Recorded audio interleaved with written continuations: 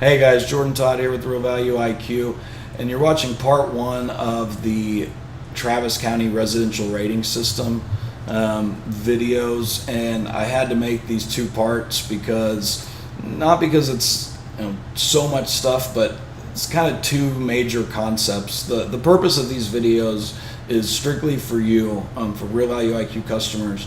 What do you want to know? What do you need to know to build a good report? So go ahead and pull up the builder.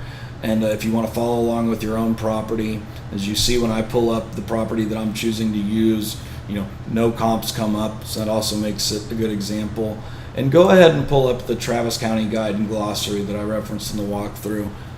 There's a link there. Go ahead and pull it up. And I'm not going to go through everything here, except that remember that the class rating system has a letter in Travis County. It has a letter or letters and then a number.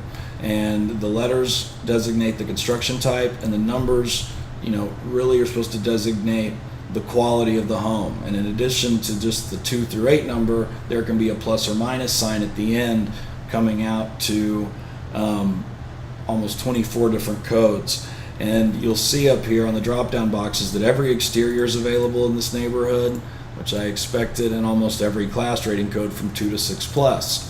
So I also taught you in the builder walkthrough that for appraisal district purposes, the subject here is a 5 minus, that for appraisal district purposes and for purposes of the report, you can go up and down 2 levels. So you can go for a 5 minus here, you can go and include 4 plus and 4s and 5 and 5 pluses. So go ahead and do that, and I'm going to open up the parameters and go ahead and filter the comps, and you're going to see we go from 1 to 20 comps. So this is why I'm doing this in 2 sections. All I want you to take away from this is that when you do this at first, you want to open up the parameters and you want to generally look at what's going on in the neighborhood. Okay, how many different exteriors are there?